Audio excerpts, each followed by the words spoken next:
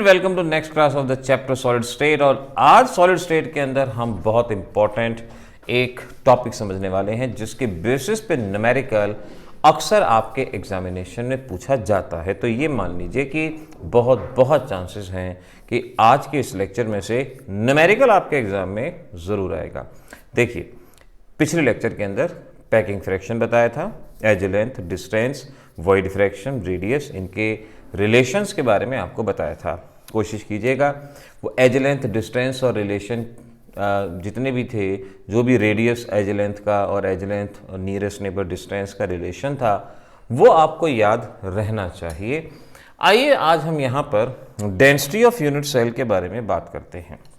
जैसा कि हमने कहा था कि आपके सिलेबस में क्यूबिक यूनिट सेल है, आपको उस क्यूबिक यूनिट सेल के बारे में ही पढ़ना है। अब इसकी डेंसिटी को आप किस तरह से करेंगे फाइंड आउट, आइए उस बात को सीखते हैं। डेरिवेशन के ऊपर भी क्वेश्चन आ सकता है और न्यूमेरिकल तो खैर बनता ही है, तो मैं आपको दोनों ही चीज़ें यहाँ पर सिखाता हूँ। पहले डेंसिटी का डेरिवेशन और फिर उसके बेसिस पे न्यूमेरिकल ये आपको बताता हूँ। लेट ये हमारे पास एक यूनिट सेल है जिसकी एज लेंथ ए है, एज लेंथ ए है हमारे पास, दिस इज एज लेंथ ए।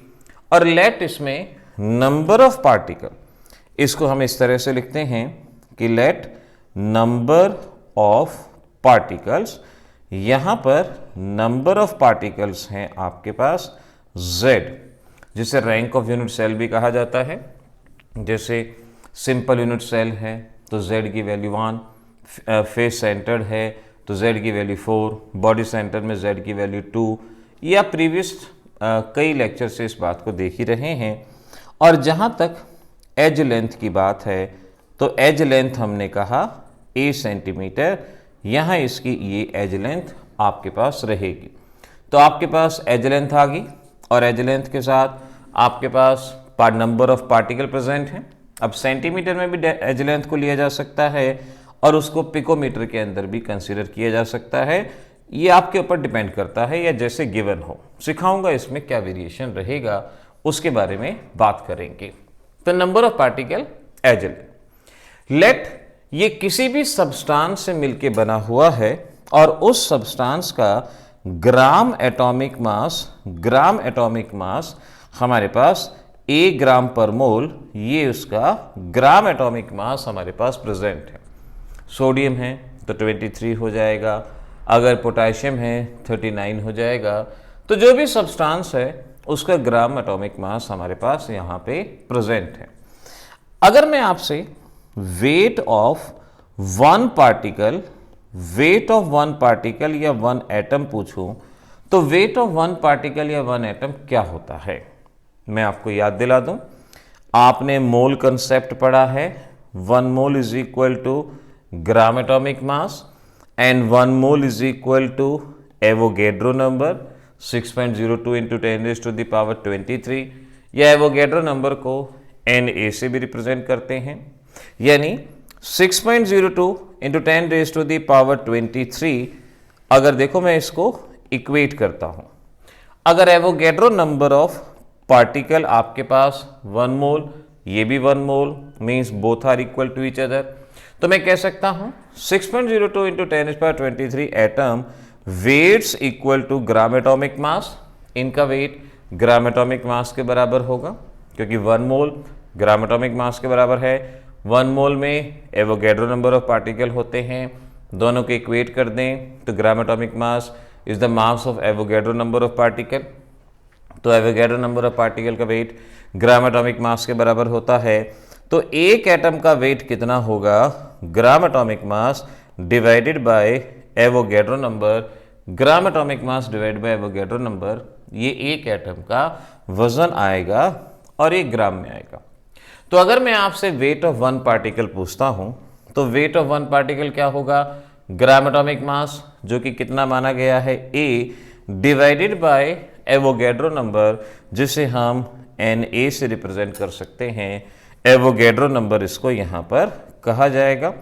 इस तरह से हमने वेट ऑफ वन पार्टिकल यहां पर फाइंड आउट किया, वेट ऑफ वन पार्टिकल यहां पर निकलेगा। नाउ अब आप बहुत अच्छे से जानते हो density is equal to mass upon volume. Density is equal to mass upon volume, यानी इसका टोटल मास और टोटल वॉल्यूम। अब वॉल्यूम कितना होता है? वॉल्यूम तो आप अच्छे से जानते हैं, वॉल्यूम होता है ए क्यूब, एज लेंथ ए है तो वॉल्यूम कितना हो जाएगा ए क्यूब। अब इसका टोटल मास क्या होगा? टोटल मास, इसका टोटल मास होगा जितने इसमें पार्टिकल हैं और हर एक पार्टिकल का मास। यानी अगर हमें पता हो एक पार्टिकल का मास कितना है और नंबर ऑफ पार्टिकल कितने हैं, तो हम टोटल मास निकाल सकते हैं। हमें यह पता हो कि नंबर ऑफ पार्टिकल कितने हैं और एक पार्टिकल का मास कितना है, तो मैं कहूँगा number of particle into mass of each particle, इस तरह से हम टोटल वेट निकाल पाएंगे। टोटल मास कितना होगा? अब वैल्यू पुट करो, नंबर ऑफ पार्टिकल z आगे, z mass of one particle ये आ गया a अपॉन एवोगैड्रो नंबर, और वॉल्यूम की जगह a क्यूब है। तो इस तरह से ये डेंसिटी का फार्मूला हमारे पास आता है। This is the density of unit cell z into a upon a cube Avogadro number. अगर आपको पता है z क्या है तो आप बड़े आराम से एटॉमिक मास की मदद से किसी भी यूनिट सेल की डेंसिटी को बता सकते हो। तो ध्यान रख लेना, डेरिवेशन सिंपलेस्ट वे, बुक में कॉम्प्लिकेटेड होता है, ये सबसे आसान है। Number of particle, edge length, gram atomic mass, let weight of one particle, gram atomic mass upon Avogadro number. Density का फॉर्मूला, टोटल मास होगा एक पार्टिकल का mass multiply by number of particle, और इस तरह से ये हम डेंसिटी के बारे में यहाँ पर चीज़ें को बता सकते हैं। ये डेंसिटी का फार्मूला आपके पास रहेगा। अब एक बात का ध्यान रखिएगा, आखिर यहाँ पर z क्या है ये भी आपको ध्यान रखना होगा। What is z? तो z जैसा कि मैंने आपको बताया, z का क्या मतलब बताया मैंने? Number of particle. अगर न्यूमेरिकल में आपको सिंपल यूनिट सेल दी गई है तो z की वैल्यू रहेगी 1। अगर body centred cubic unit cell है BCC, z की वैल्यू 2। अगर face centred cubic unit cell है तो z की वैल्यू 4। ये आप ऑलरेडी कंट्रीब्यूशन वाले मेथड से सीख चुके थे, ये वहां पता था आपको। और अगर आपको कंपाउंड दिए गए हैं, फॉर कंपाउंड लाइक NaCl, अगर NaCl जैसा स्ट्रक्चर कहा है, ZnS जैसा स्ट्रक्चर कहा है, तो z की वैल्यू 4। आगे मैं आपको NaCl का स्ट्रक्चर सिखाऊंगा, वहां पर इसके बारे में बताया जाएगा। तो z की वैल्यू 4 रहती है। और अगर आपको सीजियम क्लोराइड जैसा स्ट्रक्चर कहा है तो z की वैल्यू 1। इस पॉइंट को याद रखना, z की वैल्यू 1। इसके अलावा एक बहुत इंपॉर्टेंट नोट है, किसी किसी न्यूमेरिकल में, न्यूमेरिकल आगे आएगा तो मैं बताऊंगा, for NaCl like structure edge is equal to 2 into distance between sodium and chloride. किसी किसी में क्या होगा, आपको डिस्टेंस दे दी जाएगी, NaCl लाइक स्ट्रक्चर कह दिया जाएगा, डिस्टेंस दे दी जाएगी। आपको एज लेंथ पता लगानी होगी, तो डिस्टेंस को 2 से मल्टीप्लाई करेंगे, एज लेंथ आएगी, एज लेंथ की वैल्यू यहाँ पुट करेंगे, और इस तरह से हम डेंसिटी की वैल्यू को यहाँ पर पता लगा सकते हैं।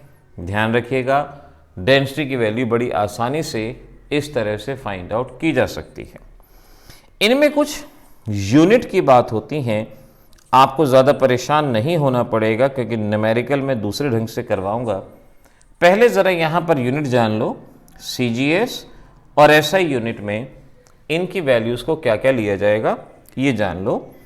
CGS यूनिट, एज लेंथ अगर आपको सेंटीमीटर में गिवन है, एज लेंथ अगर आपको सेंटीमीटर में गिवन है, तो वेट आप ग्राम के अंदर लेंगे और डेंसिटी ग्राम पर सीसी।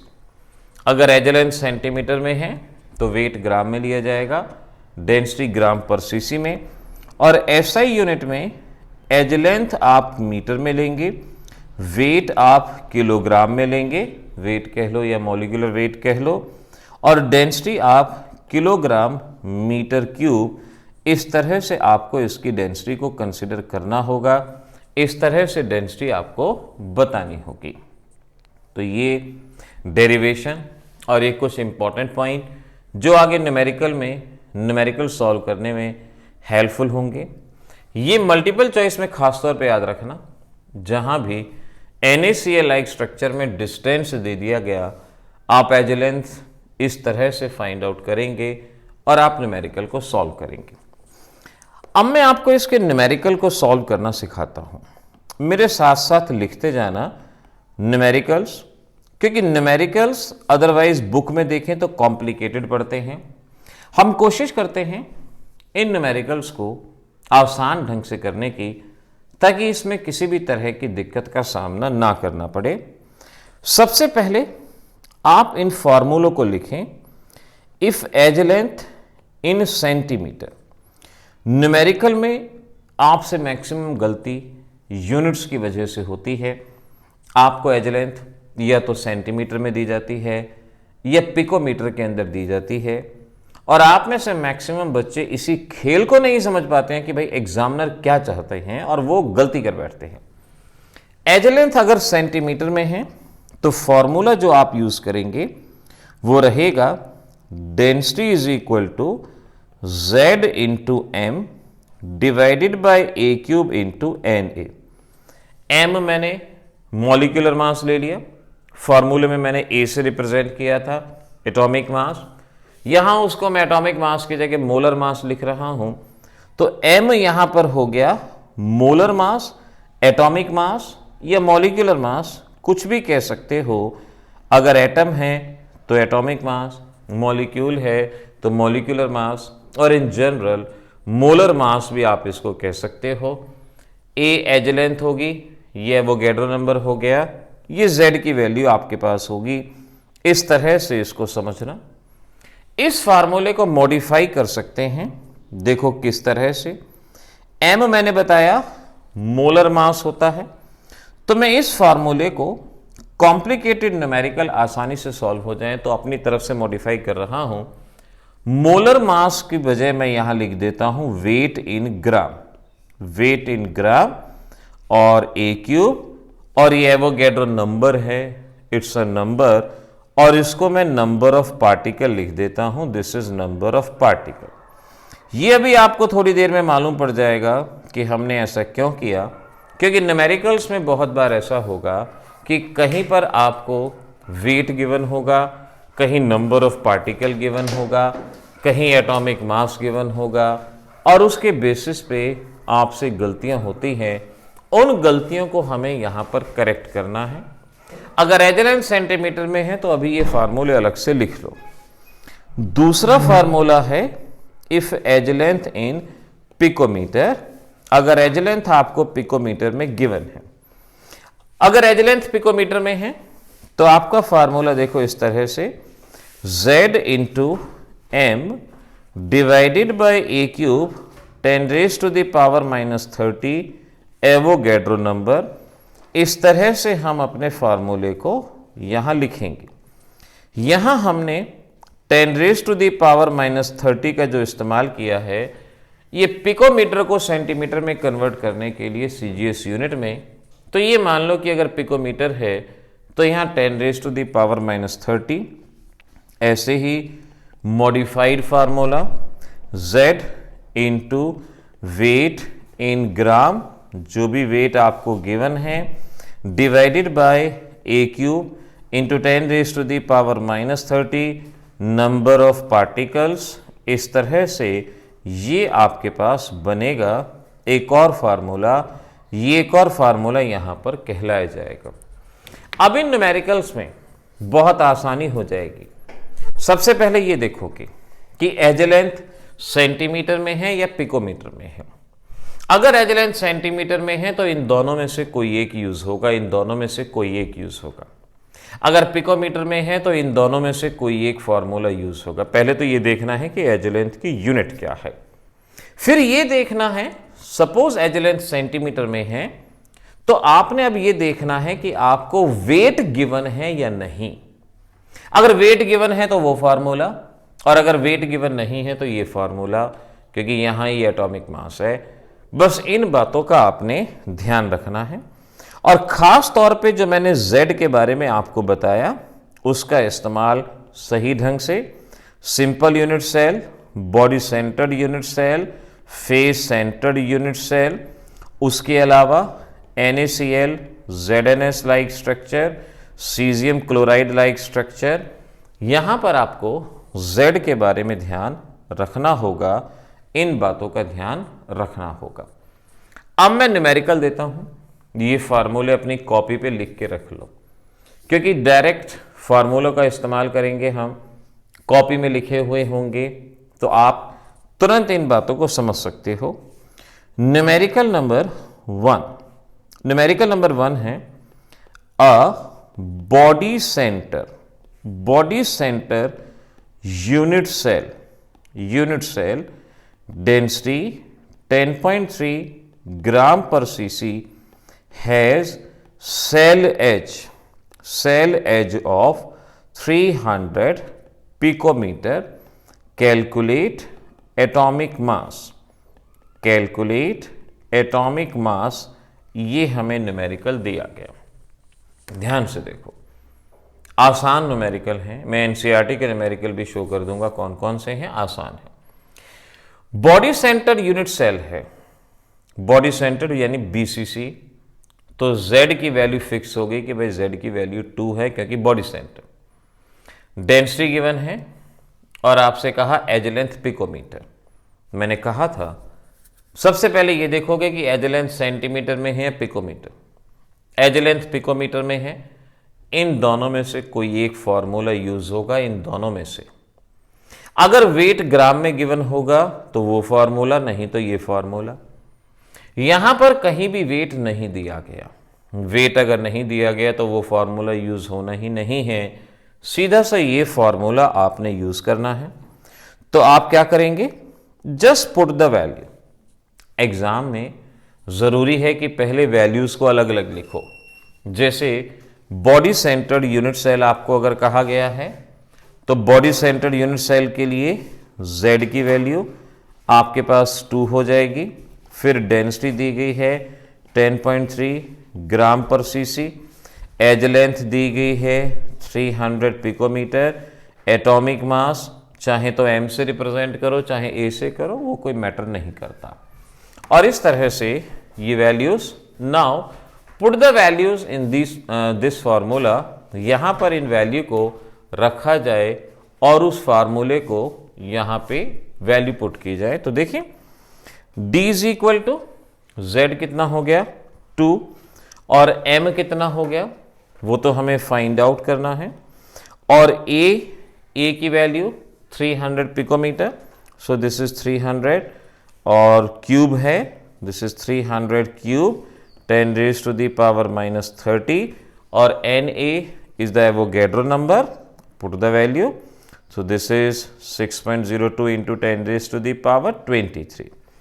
नो डाउट कैलकुलेशन थोड़ी सी बड़ी ज़रूर होती हैं।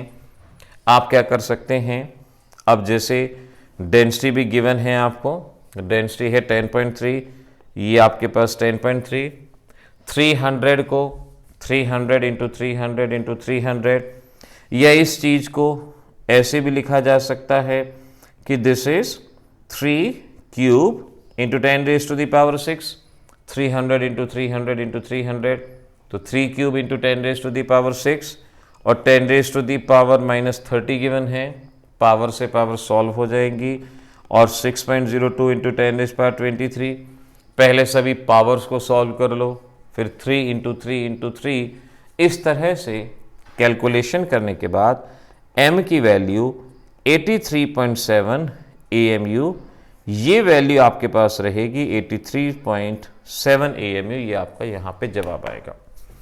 यूनिट्स में खासतौर पे ध्यान रखना है, अगर आपको एटॉमिक मास निकालने को कहा है तो यूनिट AMU या U, इस बात को ध्यान रखना। सॉल्यूशन चैप्टर में भी ये बात आती थी, यहां भी अगर एटॉमिक मास कहा गया है तो यूनिट AMU और U। अगर ग्राम एटॉमिक मास निकालने को कहा है तो यूनिट ग्राम, अगर ग्राम एटॉमिक मास कहा है तो यूनिट ग्राम, और अगर आपको मोलर मास कहा है, मोलर मास निकालने को कहा है तो यूनिट ग्राम पर मोल। ये तीन बातें हैं छोटी छोटी, लेकिन आपके नंबर डिडक्ट करवाने के लिए ज़रूरी हैं, नंबर डिडक्ट होते हैं, इसीलिए इनको पहले ही अलग से याद रख लो कि एटॉमिक मास आपके लिए AMU एटॉमिक मास और U ग्राम एटॉमिक मास ग्राम रहेगा और मोलर मास ग्राम पर मोल, इस पॉइंट को याद रखना।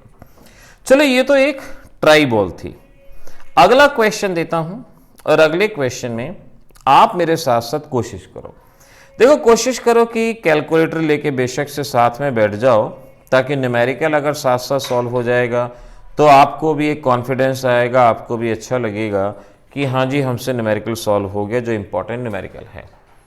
नाउ द नेक्स्ट क्वेश्चन अब आपको मैं यहां पर देता हूं, जरा इसको देखना। An element in FCC structure, FCC कह लो चाहे CCP कह लो, ये दोनों चीजें आपको पजल करने के लिए बारी बारी से इस्तेमाल की जाती हैं। Having edge 200 picometre, calculate density if 200 gram of this contain 24 into 10 raised to the power 23 atom. This is the important one.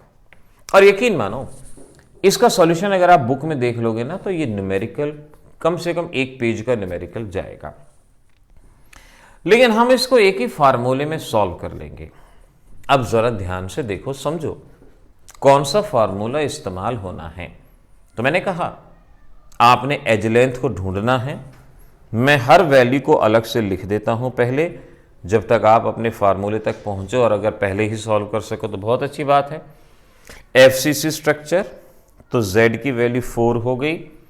उसके बाद कहा है एज लेंथ 200 पिकोमीटर गिवन है, डेंसिटी निकालनी है, weight 200 gram, number 24 into 10 raise to the power 23।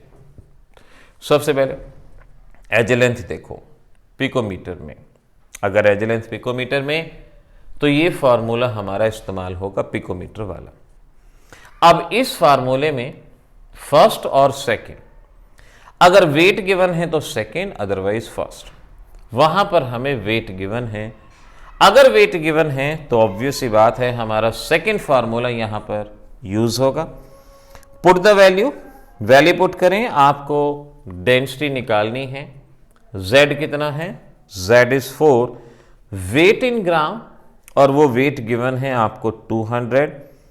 As length क्योंकि picometre में है, so this is how much? Edge length 200, so this is 200 cube into 10 raise to the power -30, और number of particle आपको given है 24 into 10 raise to the power 23। एक ही फार्मूले में सिमट गई बात, एक ही फार्मूले। और यही बुक में काफी बड़ा न्यूमेरिकल दिया जाता है। बुक में पहले मोलर मास निकालते हैं, फिर उसके अंदर मोल कंसेप्ट अप्लाई करते हैं। हमने इसको डायरेक्ट ही कर दिया क्योंकि फार्मूले ही हमने पहले अपने लिए मॉडिफाई किए। और जब आप इसको सॉल्व करेंगे 41.67 ग्राम पर सीसी, ये आपका जवाब यहां पर बनेगा। कैलकुलेशन की थोड़ी सी प्रैक्टिस यहां करनी पड़ेगी, कैलकुलेशन की प्रैक्टिस ज़रूरी है, तभी आप ऐसे न्यूमेरिकल को इजीली सॉल्व कर सकते हैं। कैलकुलेशन का ध्यान रखें। चलो ये न्यूमेरिकल हुआ ना, क्योंकि इसमें बहुत प्रैक्टिस चाहिए। प्रैक्टिस के बिना ये न्यूमेरिकल सॉल्व नहीं होगा। देखने में तो लगता है कि हाँ आसान है, लेकिन गलतियां गड़बड़ियां कभी ना कभी हो ही सकती हैं, तो इसीलिए आपने इसको ध्यान में रखना है। अब देखो नेक्स्ट न्यूमेरिकल मैं आपको देता हूं। नेक्स्ट द इफेक्टिव रेडियस, या रेडियस को अभी नहीं लेते, रेडियस वाला न्यूमेरिकल थोड़ी देर में लेते हैं। एन एलिमेंट डेंसिटी 7 ग्राम पर cc present in BCC structure with edge, और एज है 300 picometre. Calculate number of particle in 200 gram. अब देखो, कायदे से ये होना चाहिए कि मैं कहूं कि वीडियो पॉज करो, सॉल्व करो, क्योंकि ये आपसे सॉल्व होना बनता है। ये आपसे सॉल्व हो जाएगा, बहुत आसानी से सॉल्व हो जाएगा, कोई समस्या नहीं आएगी। आप इसमें कोशिश तो करें, आखिर किस तरह से आगे बढ़ेंगे। सबसे पहले तब तक मैं वैल्यूज लिखता हूं और आप इसको सॉल्व करके मुझे जवाब बता दो। डेंसिटी गिवन है आपको, बीसीसी कहा है, बीसीसी स्ट्रक्चर है, z की वैल्यू 2, एज लेंथ है आपके पास, this is 300 picometre, weight given है 200 ग्राम, नंबर बताना है आपको, नंबर क्या होगा एज लेंथ पिकोमीटर में, इनमें से एक फार्मूला, वेट गिवन है, सीधा सा वो फार्मूला। तो वैल्यू पुट कर दें, डेंसिटी की जगह 7, z की जगह वैल्यू गिवन दैट इज 2, और weight in gram 200 divided by edge length 300 picometre, this is 300 cube 10 raised to the power -30, और नंबर ऑफ पार्टिकल यहां बताने हैं। बस अब इस तरह से ये सॉल्व हो जाएगा। नंबर ऑफ पार्टिकल इधर 7 से डिवाइड, और जब ये सब कुछ आपने सॉल्व कर लिया, नंबर ऑफ पार्टिकल्स और 2 × 200, और फिर नीचे हैं 300 × 300 × 300 10 raised to the power -30, और ये 7। अब चाहे तो 0 से 0 काटें, ये 10 raised to the power 2, 10 raised to the power 2, और वो 10 raised to the power -30 है, तो वहां से इसको सॉल्व कर लें। बाकी तो सिंपल मैथमेटिकल कैलकुलेशन है, और ये सॉल्व करके आपका जवाब आता है 21.16 × 10 raised to the power 23 atom. एक बार इस कैलकुलेशन को कैलकुलेटर से या अपने, वैसे तो मैं यही कहूँगा अपने आप ज़रूर करें। एग्ज़ाम में अभी कैलकुलेटर अलाउड नहीं हुए हैं, इसीलिए ज़रूरी है कि आपको ये प्रैक्टिस मेंटेन रहे कि आपसे ये न्यूमेरिकल अपने आप सॉल्व हो, कैलकुलेशन में आपको दिक्कत का सामना ना करना पड़े। तो देखो, ऐसे ही आगे बढ़ते बढ़ते कई न्यूमेरिकल्स हमने सॉल्व किए, और उम्मीद है आप आसानी से इस टाइप के न्यूमेरिकल्स को अब सॉल्व कर सकते हो। एक और न्यूमेरिकल, चलो आगे बढ़ते हैं। उम्मीद है आप आसानी से कर पाओगे। गलतियां होती हैं, बट कोशिश करो गलती अवॉइड हो। नाउ लेट्स सी, क्या आप समझ पाएंगे इसकी स्टेटमेंट को। Determine the type of unit cell, और एज लेंथ है 300 पिकोमीटर, डेंसिटी है 7.5 ग्राम पर सीसी। डेंसिटी मैं आगे लिख देता हूं, डेंसिटी है 7.5 ग्राम पर सीसी, एंड मोलर मास या मॉलिक्यूलर मास कह लो 56, ये इसका मोलर मास गिवन है। Determine the type of unit cell, क्या समझते हैं आप इस बात से, क्या फाइंड आउट करना है आपको। Determine the type of unit cell, यानी यूनिट सेल सिंपल है, बीसीसी है, एफसीसी है। इसका मतलब आपको z की वैल्यू फाइंड आउट करनी है। अगर z 1 या नियर अबाउट 1, ऐसा हो सकता है ना कि 1.1 1.2 आ जाए, अब उसको तो 1 ही मानना है। 2.1 आ जाए, 2 मानना है। 1.9 आ जाए, 2 मानना है। z की वैल्यू से आपको अंदाजा लग जाएगा कि सेल कौन सी है। तो कौन से फार्मूले का इस्तेमाल करेंगे? एज लेंथ देखो, पिकोमीटर में है, यानी इन दोनों में से एक। वेट गिवन है क्या? वेट गिवन है नहीं, यानी ये फार्मूला आपने यहां पे इस्तेमाल करना है। न्यूमेरिकल एग्जाम में जब भी करो, कुछ बातों का जरूर ध्यान रखो। जो वैल्यूज गिवन है, जैसे determine the type of unit cell, यानी z आपको बताना है, इनको जरूर लिखो। एज लेंथ 300 पिकोमीटर, ये जरूर लिखो। डेंसिटी 7.5 ग्राम पर सीसी, मोलर मास 56, और फिर फार्मूले को जरूर लिखो। अब जैसे हमें इस फार्मूले का इस्तेमाल करना है, तो ये फार्मूला जरूर हो। बोर्ड एग्जाम में इन स्टेप्स के मार्क्स होते हैं, इसको भूलिएगा नहीं। स्कूल लेवल एग्जाम में कई बार इसको इग्नोर कर देते हैं, लेकिन अगर बाय चांस आपकी कैलकुलेशन में कहीं गलती हो रही है, आंसर सही नहीं आ रहा, तो स्टेप्स के मार्क्स तो मिलते ही हैं।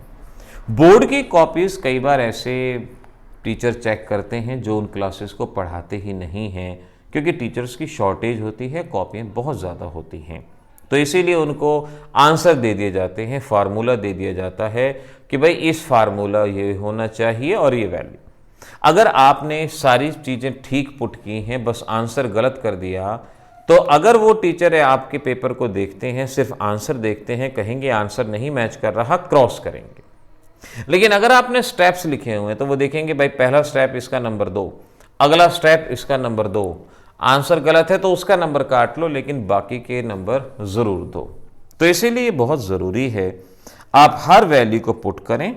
अब जैसे डेंसिटी दिस इज 7.5 और z हमें निकालना है, मोलर मास 56 है, 300 क्यूब 10⁻⁻30 एवोगैड्रो नंबर, और इस तरह से z की वैल्यू यहां पर अप्रॉक्सीमेटली 2 आएगी।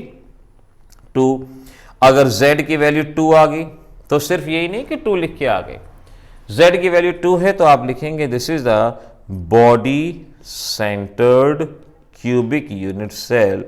ये आपको जवाब देना होगा कि इस तरह की सेल है, ये आपको जवाब वहां पे बताना होगा।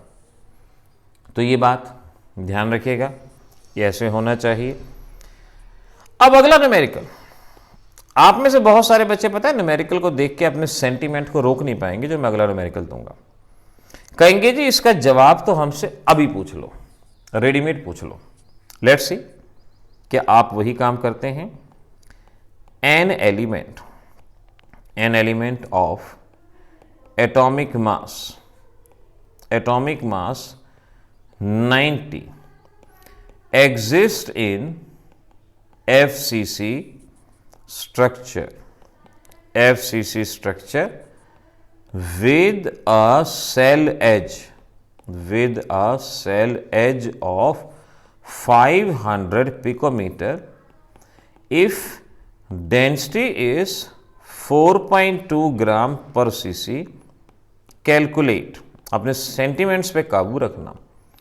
कैलकुलेट्स एवोगैड्रो नंबर, आपको एवोगैड्रो नंबर बताना है। अब ये न्यूमेरिकल आएगा, काफी बच्चे कंट्रोल नहीं रख पाएंगे अपने सेंटीमेंट में। कहूंगा कंट्रोल करो। एवोगैड्रो नंबर कहा है, कहेंगे जी हमसे डायरेक्ट पूछ लो 6.02 × 10⁻23। ये तो एग्जामिनर को भी पता है कि वैल्यू यही होती है। तो वो ये न्यूमेरिकल जब भी देते हैं तो ये मान लो कि ये जवाब इससे थोड़ा बहुत डेविएट करेगा। एग्जैक्ट 6.02 वो तो आपकी एसटीपी की कंडीशन होती है, उस पर आता है, लेकिन यहाँ कंडीशन कुछ और भी हो सकती है, तो इसीलिए जवाब डेविएट करता है, थोड़ा सा चेंज होता है। पिकोमीटर में है तो पिकोमीटर में है, पहले हम वैल्यू को अगर यहाँ पे लिख लें, मोलर मास या एटॉमिक मास 90, एफसीसी स्ट्रक्चर है, FCC स्ट्रक्चर है तो Z की value, cell edge 500 picometre, A 500 picometre, density 4.2, Avogadro number की वैल्यू बतानी है क्या होगी।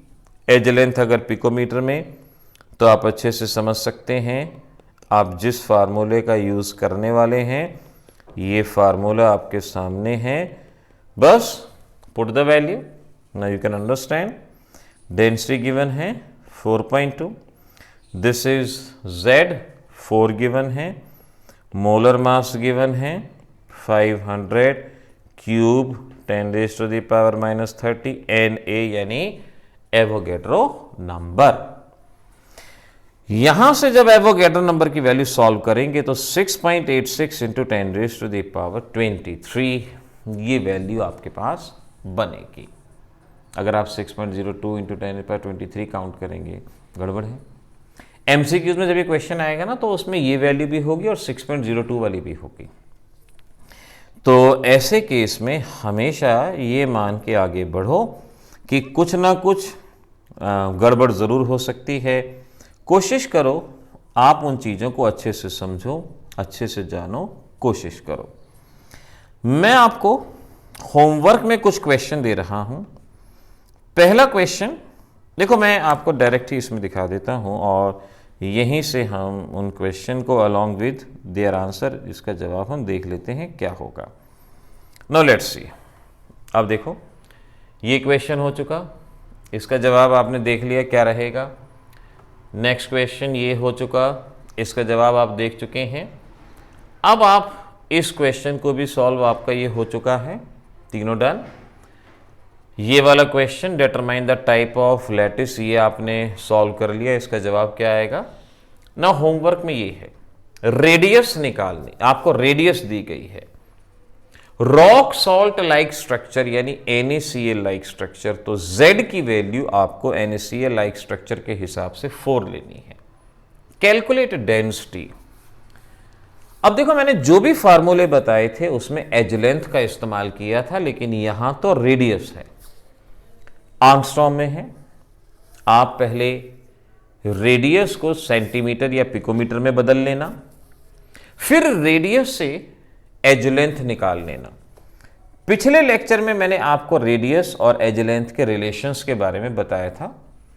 उन रिलेशंस का इस्तेमाल करके यहां एज लेंथ, कौन सा फार्मूला था, ये है रॉक सॉल्ट लाइक स्ट्रक्चर हो गया, आपके पास रेडियस है, तो अगर ये FCC स्ट्रक्चर है तो radius is equal to 0.3535 into A, तो वहां से आप इस चीज को आसानी से A की वैल्यू निकाल लेंगे। तो रेडियस से A निकालेंगे, डेंसिटी है आपके पास, और ये न्यूमेरिकल जब सॉल्व होगा तो आपका जवाब इस न्यूमेरिकल में आना चाहिए। सॉल्व करने के बाद यहां इसका आंसर आप बताएंगे क्या होगा। अगला क्वेश्चन ये मैंने आपके होमवर्क में दिया है और इस क्वेश्चन को भी आपने सॉल्व करना है। हर बुक में ये दोनों क्वेश्चन अवेलेबल होते हैं, आपने इनका जवाब सर्च करना है, सॉल्व करना है और फिर मुझे आंसर बताना है कि इसका जवाब आपके पास क्या होगा। ये आंसर आपने मुझे बताना है। थर्ड का जवाब 5.74, थर्ड का आंसर है 5.74 ग्राम पर cc gram. Let me check the answer, यही आंसर है, ये आपके पास आना चाहिए। और इस फिफ्थ वाले क्वेश्चन का जवाब आपका होना चाहिए 1.82। आंगस्ट्रॉम में निकालो, सेंटीमीटर में निकालो, मीटर में निकालो, कोई फर्क नहीं पड़ता। अगर आंगस्ट्रॉम में पूछा है तो उसी में इसका जवाब आप दे सकते हैं, ये बताया जाएगा। नाउ NCERT के क्वेश्चन देखो, ये हमारे पास NCERT के क्वेश्चन हैं। नियोबियम बॉडी सेंटर्ड क्यूबिक में है, Z की वैल्यू 2 हो जाएगी, डेंसिटी गिवन है, रेडियस निकालनी है, रेडियस। तो आप क्या करोगे, पहले आप एज लेंथ निकाल लोगे, A निकाल लोगे।